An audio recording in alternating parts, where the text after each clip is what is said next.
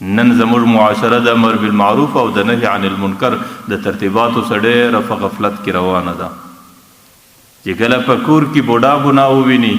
چې کله په محل کې مشر ګناه وویني، چې کله په قوم و قبیله کې د قوم و قبیلې هغه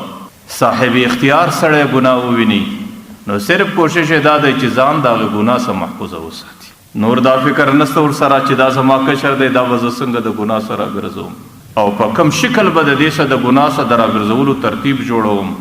او پر کوم ځای به ودته دا خبره کوم.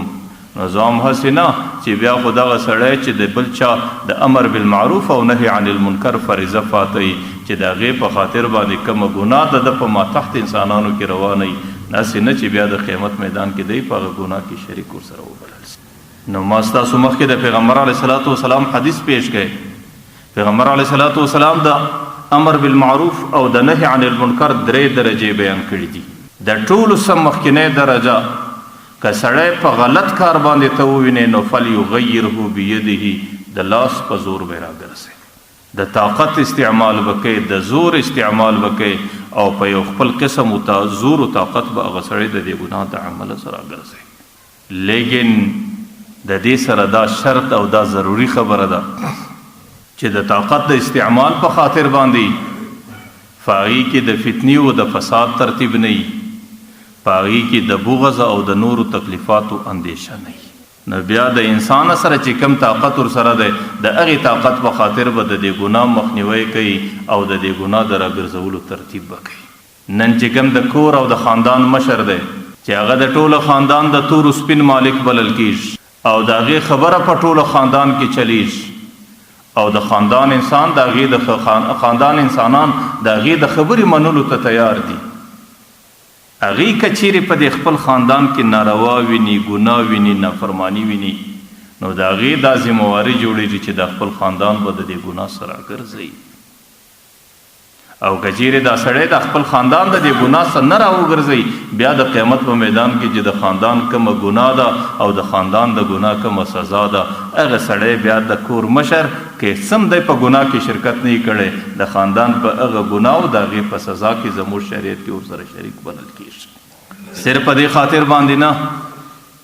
چې یاره زه خو په کور کې بچیانو ته څه نه سم ویلی، زه د خاندان کشرانو ته څه نه سم ویلی، داسې نه وي چې د هغې زړه مات سي، داسې نه وي چې د هغې خوا بده نه سي، داسې نه وي چې هغې پریشانه زما څه نه سي. نو په دې خاطر وینه مې پر ګناه باندې، وینه مې پر نافرماني باندې، لیکن د ګناه او د نافرمانۍ متعلق هغې ته څه نه سم ویلی. نو په دې خاطر باندې سړی د حق د وینا څخه د ګناه څخه د راګرځولو څخه سړی نسي راګرځېدلی، ځکه هغې ته ښکاره وینې د الله حکم ماتوي او د هغه رقم د پیغمبر علیه السلام طریقه ماتوي او د دین احکام ریزه ریزه کوي او ته په دې خاطر باندې ورته ګورې او داسې نه وي چې د هغې پریشانه نه سي، د هغې زړه مات نه سي، د هغې خوا بده نه سي. نو د الله د حکم د ماتوالي په مقابل کې چې د هر چا زړه ماتېږي د هغې پروا سړی نه سي ساتلی. نن زموږ معاشره کې دا خبره مشهوره ده چې یاره د یو چا به دلازاري سړی نه کوي، د یو چا به زړه نه ورماتوي، یو څوک به نه پریشانه کوي. لیکن زموږ اسلامي دین دا جامع دین دی، د دې تعلیمات جامع تعلیمات دي، د دې د هر شي دپاره خپل حدود ټاکلي دي چې در کومه حده به د چا زړه نه ورماتوي،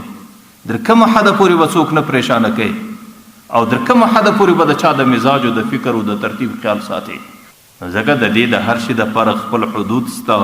د دې د هر شي دپاره خپله انتها سته، د دې د هر شي د هر څه دپاره خپله طریقه سته. په محبت سره،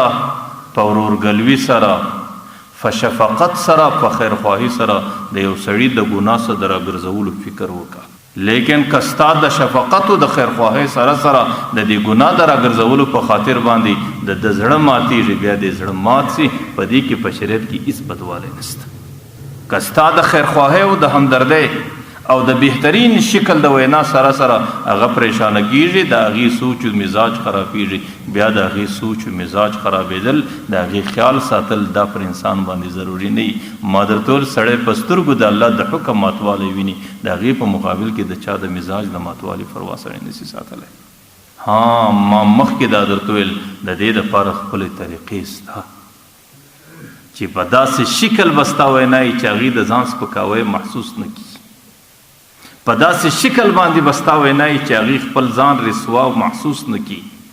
او په داسې شکل وي چې ته به ځان د ده غیر خوا جوړې، ته به ځان د ده همدرده جوړې او د خلکو مجمع به نه بلکې په تنې تنهایي کې به یې کړ د خیر خواهي او شفقت په خاطر د هغې د ګناه څخه د راګرځولو ته بندوبست کوي. ما درته ویل که د دې ترتیباتو باوجود د زړه د سړي مات سي او د سړي پریشاني راسي، شریعت کې په دې کې پر سړي باندې هیڅ نقص و زیمه